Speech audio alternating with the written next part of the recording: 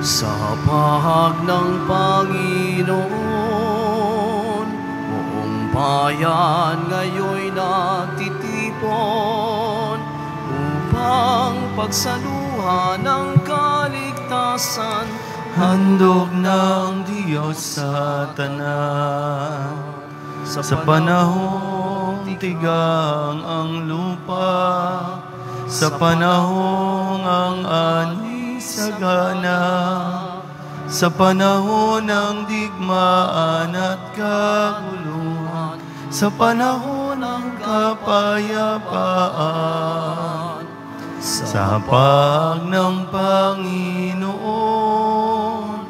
buong bayan ngayon'y nagtitipon upang pagsaluhan ng kaligtasan, handog ng Diyos sa tanan. Sa ngalan ng Ama at ng Anak at ng Espiritu Santo. Amen. Ang pagpapala at kapayapaan mula sa Diyos na Ama natin at sa Panginoong Jesucristo naway sumainyo. At sumaiyo rin. Mga kapatid, tinipon tayo bilang kaanib ng angkan ng Diyos, kaya dumulog tayo sa mawaing Panginoong nagpapatawad ng lubos. Sinugong tagapagpagaling sa mga nagsisisi, Panginoon, kaawaan mo kami. Panginoon, kaawaan mo kami. Dumating na tagapag-anyayang mga makasalanan ay magsisi, Kristo, kaawaan mo kami. Kristo, kaawaan mo kami. Nakaluklok ka sa kanan ng Diyos Ama para ipamagitan kami. Panginoon, kaawaan mo kami. Panginoon, kaawaan mo kami. Kaawaan tayo na makapangyarihang Diyos, patawarin tayo sa ating mga kasalanan at patnubayan tayo sa buhay na walang hanggan. Amen. Manalangin tayo. Ama naming makapangyarihan, tanang pinakamabuti iyong tinataglay. Gawin mong sa aming kaloob ay manuot ang pag-ibig sa iyong ngalang dakila at bantog upang sa pag-unlad ng aming pagsunod sa pananampalatayang iyong ipinagkaloob, mapagyaman mo ang kabutihang iyong inihandog at ang iyong pinagyaman ay mapanatili mong lubos sa iyong pagsubaybay sa amin at pagkupkop sa pamamagitan ni Jesucristo asama ng Espiritu Santo magpasawalang hanggan. Amen.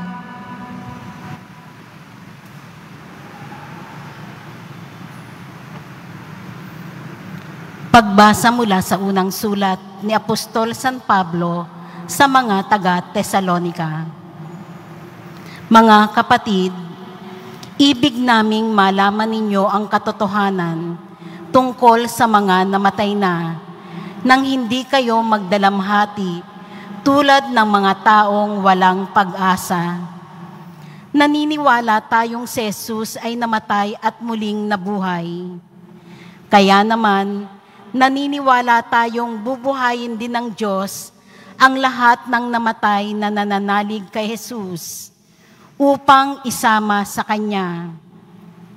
Ito ang aral ng Panginoon na sinasabi namin sa inyo.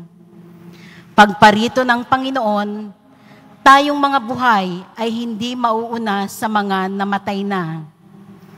Sa araw na yaon, kasabay ng malakas na utos ng tinig ng arkanghel at ng tunog ng trumpeta ng Diyos, bababa ang Panginoon mula sa langit. Bubuhayin muna ang mga namatay na nananalig kay Kristo. Pagkatapos, tayong mga buhay pa ay titipunin niya sa ulap at isasama sa mga binuhay upang salubungin sa papawirin ang Panginoon. Sa gayoy makakapiling niya tayo magpakailanman. Kaya nga, mag-aliwan kayo sa pamamagitan ng mga aral na ito. Ang salita ng Diyos. Salamat sa Diyos. Panginooy paririto upang hatulan niya tayo. Panginooy paririto upang hatulan niya tayo. Purihin ang Panginoon, awitan ng bagong awit. Panginooy papurihan nitong lahat sa daigdig. Kahit sa ay ipahayag na ang poon ay dakila, sa madla ay ipahayag ang dakila niyang gawa. Panginooy paririto upang hatulan niya tayo. Ang poon ay tunay na dakila, marapat na papurihan. Higit sa sinumang Diyos, siya'y dapat katakutan. Ang Diyos ng sanglibutay, pawang mga Diyos-Diyosan. Ang poon lang ang may likha ng buong sangkalangitan. Panginooy paririto upang hatulan niya tayo. Lupa't langit ay magsaya, umugong ang kalaliman. Lahat kayo na nilikhang nasa tubig ay magdiwang. Ang bukirin at ang lahat ng naroon ay sumigaw. Pati mga punong kahoy sa galak ay mag-awitan. Panginooy paririto upang hatulan niya tayo. Ang poon ay pupurihin pagkat siya ay daratal. Paririto sa daigdig upang lahat ay hatulan. Tapat siya kung humatol at lahat ay pantay-pantay. Panginooy paririto upang hatulan niya tayo.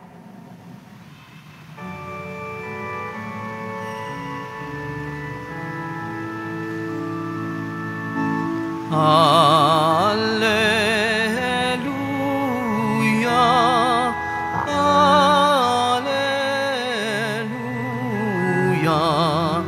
alleluia, alleluia. Ikaw, Kristo, ay sinugo upang sa dukhay magturo, magpalaya sa bilanggo. Alleluia, alleluia, alleluia.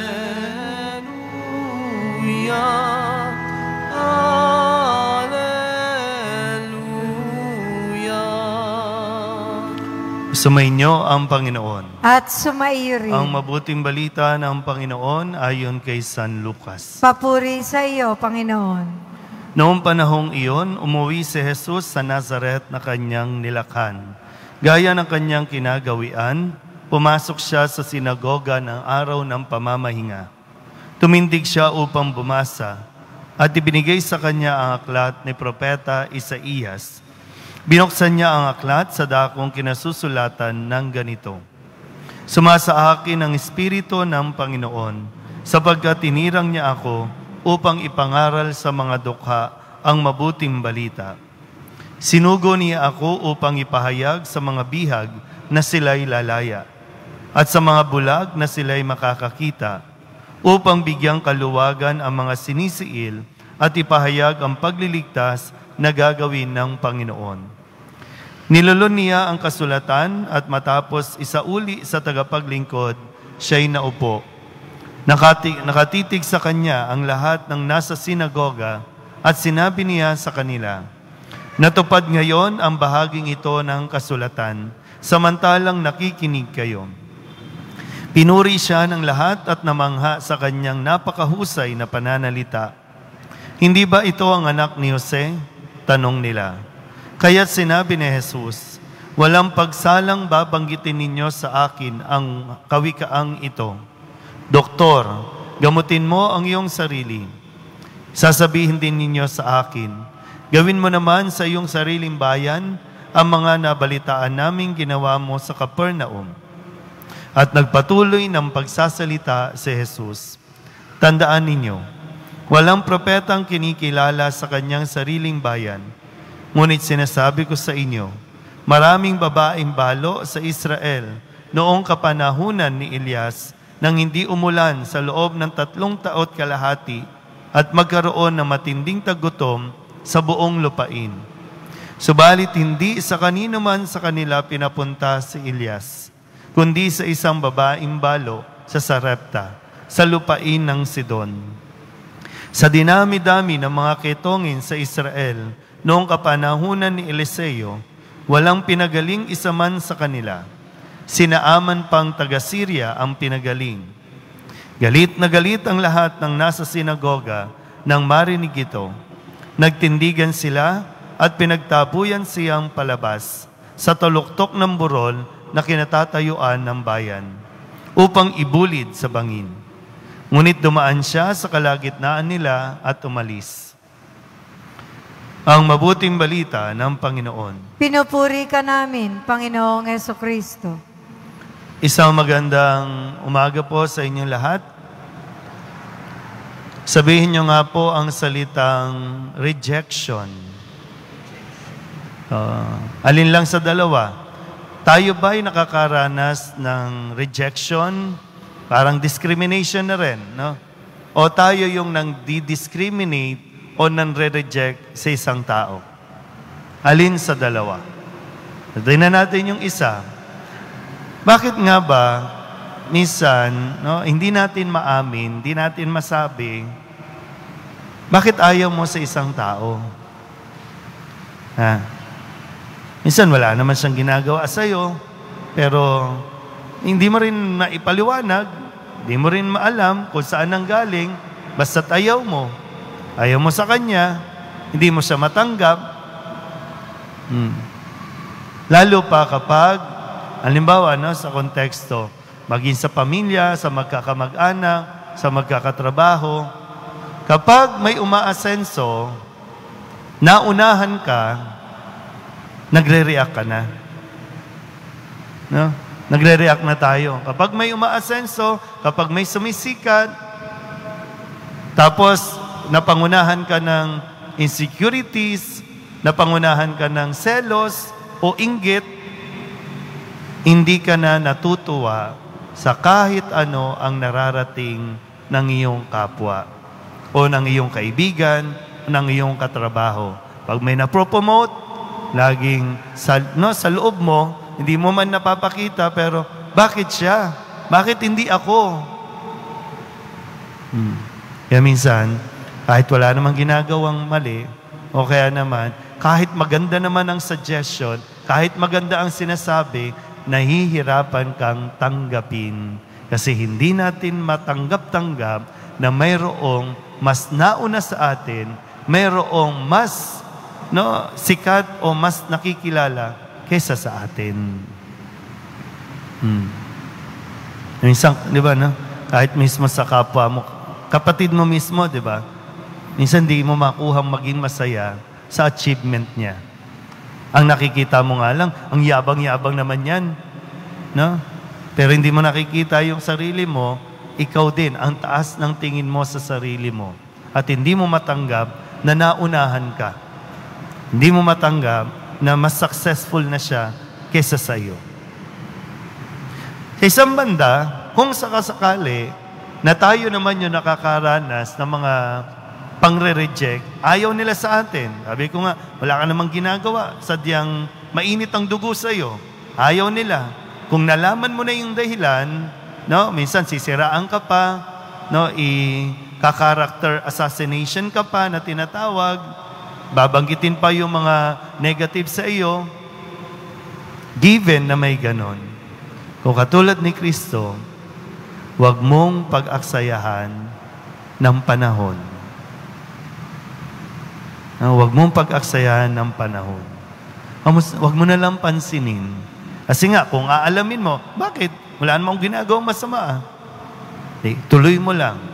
Mas mayroong mga tao na deserve na makasama ka kaysa yung manatili ka doon sa mga taong ayaw talaga sa iyong tumanggap. Doon ka na. Puntahan mo yung mga taong dapat mong puntahan, dapat mong tulungan. Puntahan mo yung mga taong mas maa-appreciate ang effort mo kaysa doon sa mga naiinggit lang sa iyo. Amen?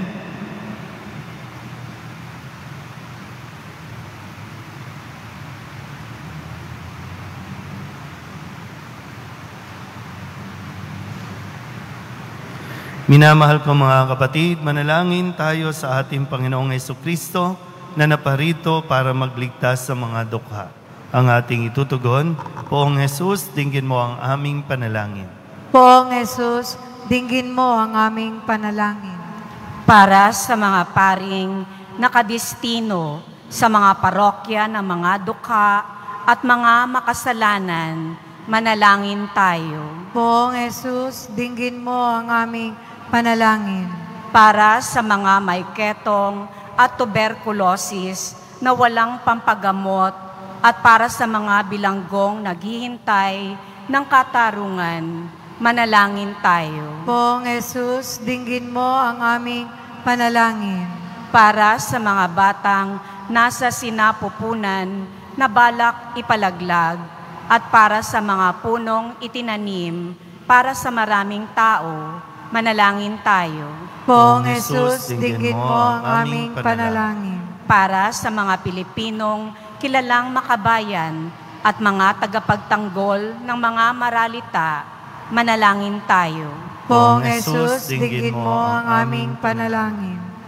Dilog din natin sa Panginoon ang ating mga personal na kahilingan at mga panalangin para sa ating mga pamilya at sa lahat ng panalangin na hinihiling na ipagdasal sa misang ito. Ang lahat ng ito hinihiling namin sa ngalan ni Kristo, ang aming Panginoon. Amen.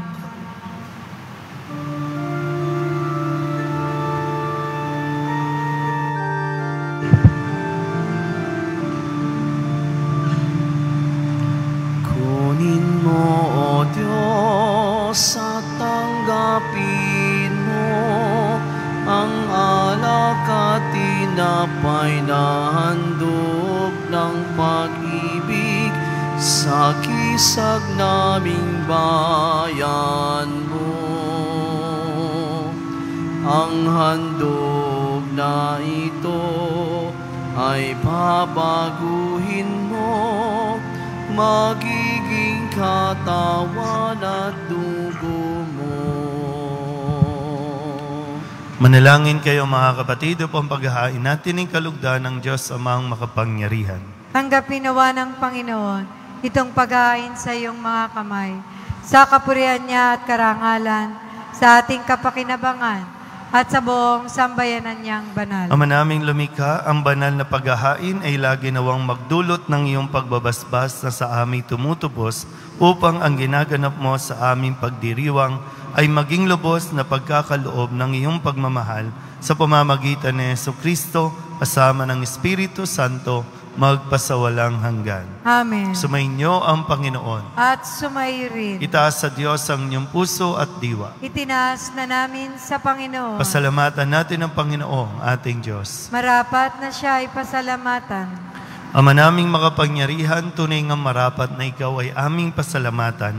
Sa iyong paglingap at kagandahang loob, ang tao'y nilikha mo't pinangangasiwa sa sansinukob. Sa hangad mong siya'y iwastong lubos, siya'y pinagdusa mo sa kanyang pagtalikod. Sa iyong paggiliw, iyong ipinahintulot na makabalik siya sa pamamagitan ni Kristo Jesus. Kaya kaysa ng mga anghel na nagsisiawit ng papuri sa iyo, nang walang humpay sa kalangitan, kami nagbubunyi sa iyong kadakilaan.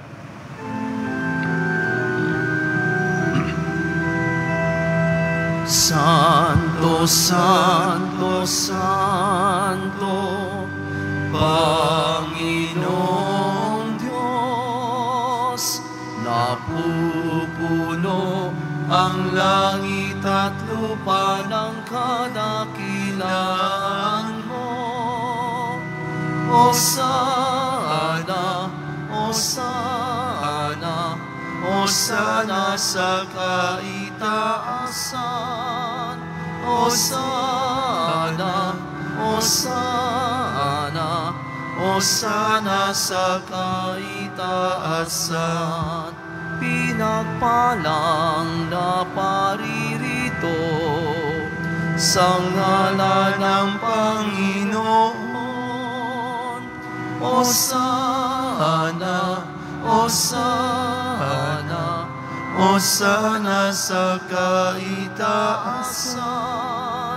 Hosana, Hosana, Hosana sa kaitaasan. Ama naming banal, ikaw ang bukal ng tanang kabanalan. Kaya't sa pamamagitan ng iyong Espiritu, gawin mong banal ang kaloob na ito upang para sa amin maging katawan at dugo ng aming Panginoong Hesukristo. Bago niya pinagtiis ang pusang loob na maging handog, hinawakan niya ang tinapay, pinasalamatan kaniya, pinaghati-hati niya iyon, iniabot sa kanyang mga alagad at sinabi, "Tanggapin ninyong lahat ito at kanin, ito ang aking katawan na ihahandog para sa inyo."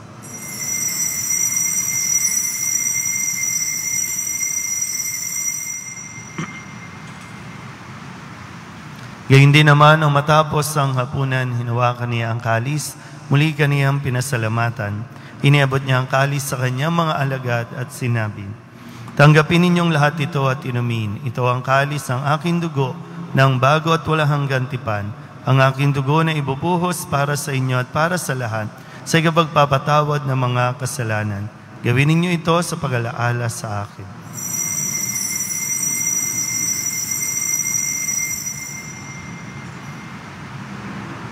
Ipagbunyi natin ang misteryo ng pananampalataya. Aming ibinahayag na namatay ang iyong anak, nabuhay bilang Mesiyas at magbabalik sa wakas para mahayag sa lahat. Ama, ginagawa namin ngayon ang pag-alaala sa pagkamatay at muling pagkabuhay ng iyong anak, kaya tiniaalay namin sa iyo ang tinapay na nagbibigay buhay at ang kalis na nagkakaloob ng kaligtasan. Kami nagpapasalamat dahil kami iyong minarapat na tumayo sa harap mo para maglingkod sa iyo. Isinasama namin kami magsasalo-salo sa katawan at dugo ni Kristo ay mabuklod sa pagkakaisa sa pamamagitan ng Espiritu Santo. Ama, lingapin mo ang iyong simbahang laganap sa buong daigdig. Puspusin mo kami sa pag-ibig kay San Francisco na aming Papa, ni Luis Antonio na aming Obispo at ng Tanang Kaparian. Alalahanin mo rin ang mga kapatid naming nahimlay na may pag-asang sila'y muling mabubuhay, gayon din ang lahat ng mga pumanaw. Kawaan mo sila at patuloyin sa iyong kaliwanagan. Kawaan mo at pagindapating kaming lahat na makasalo sa iyong buhay na walang wakas. Kaysa ng mahal na Birhen Maria na Ina ng Diyos, ng kabiyak ng puso niyang sa San Jose. Kaysa ng mga apostol at ng lahat ng mga banal na namuhay dito sa daigdig ng kalugod-lugod sa iyo, may pagdiwang nawa namin ang papupuri sa ikararangal mo sa pamamagitan ng iyong anak na aming Panginoong Hesukristo. Sa pamamagitan ni Kristo, kasama niya at sa Kanya, ang lahat ng parangal at papuri ay sa iyo, Diyos Amang makapangyarihan, kasama ng Espiritu Santo, magpasawalang hanggan. Amen. Amen. Amen. Buong kababaang loob tayong tumawag sa ating Panginoon ng Ama namin.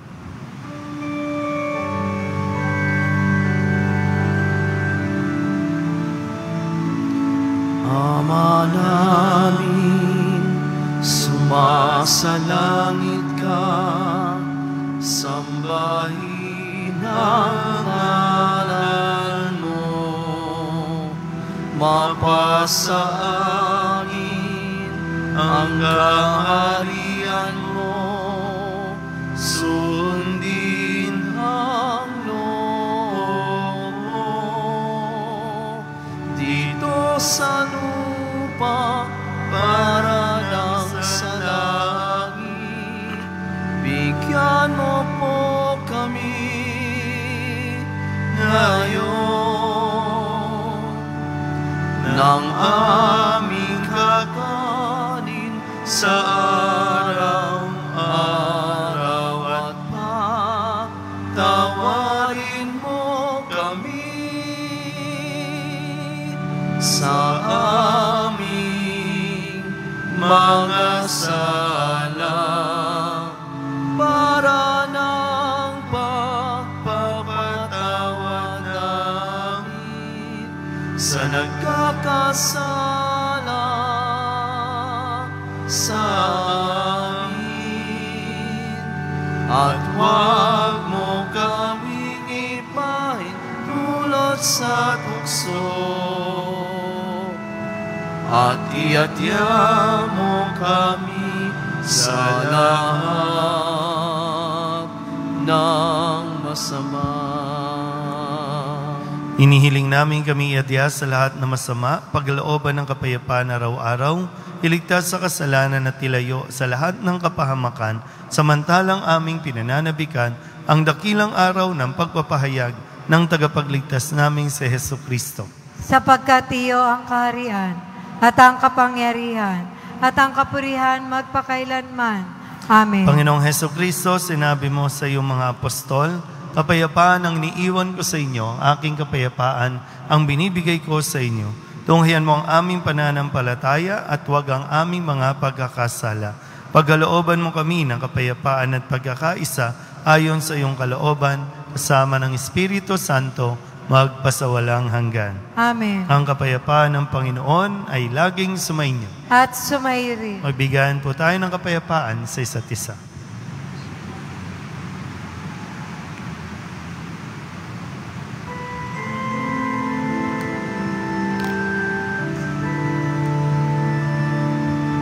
Kordero ng Diyos na nag-aalis ng mga kasalanan ng sanlibutan, maawa ka sa amin.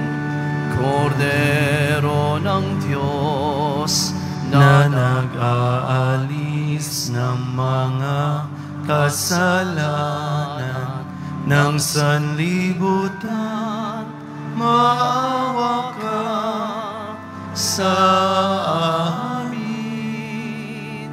Kordero ng Diyos na nag-aalis ng mga kasalanan ng sanlibutan, ipagkaloob mo sa amin ang kapayapaan.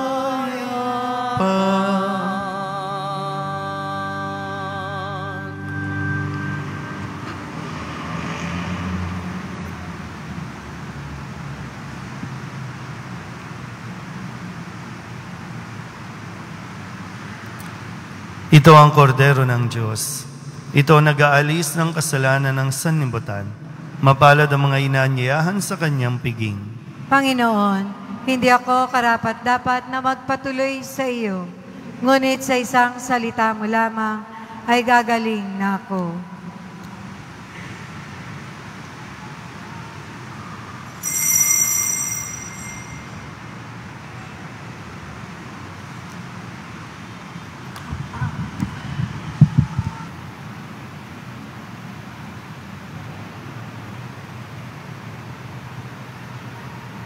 Manalangin tayo. Ama naming mapagmahal, kaming nagsalo-salo sa pagkain mong bigay, ay umihiling ng lakas mong inilalaan upang ang kagandahang loob namin madagdagan sa paglilingkod namin sa iyong kadakilaan na nagpapaalab sa pag-ibig namin sa kapwa-tao sa pamamagitan ni Jesucristo kasama ng Espiritu Santo magpasawalang hanggan. Amen. Sumainyo ang Panginoon. At sumayo rin. Manalangin tayo para sa pagbabasbas. Mahal na po ang Jesus Nazareno, inihayag mo sa pamamagitan ng krus ang walang maliw na pag-ibig ng Diyos sa sangkatauhan. Pakinggan mo ang kahilingan ng iyong angkan na nagsusumamo sa iyo. Makamtanawa nila ang iyong katugunan at tanggapin ang kasagutan na may utang na loob na tinatanaw. Basbasan din po ninyo mga dala-dala nila mga imahin at dasalan at lahat ng mga may karamdaman. Sa pamamagitan ng bendisyon na ito, naway maalala nila ang mga pangako nila noon sa binyag, na ikaw ang kanilang ibigin at paglilingkuran bilang Panginoon magpasawalang hanggan. Amen. At pagpalain kayo ng makapangyarihang Diyos, Ama at Anak, at Espiritu Santo. Amen. Tapos na ang banal na misa, humayo tayong mapayapa. Salamat sa Diyos. Magandang umaga po.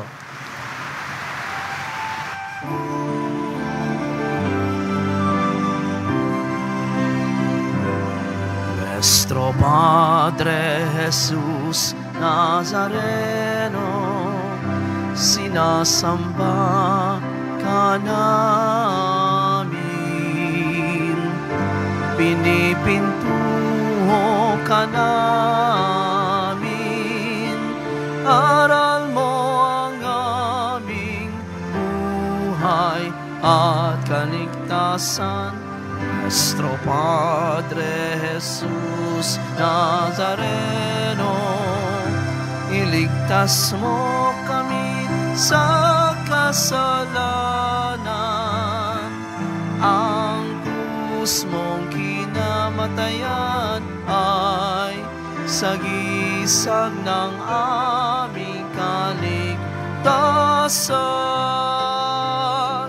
Nuestro Padre Jesus Nazareno, dinarangal ka namin. Nuestro Padre Jesus Nazareno, niluluwalhati ka namin. Nuestro Padre Jesus Nazareno, dinarangal ka namin. Nuestro Padre Jesus Nazareno, niluluwalhati ka namin.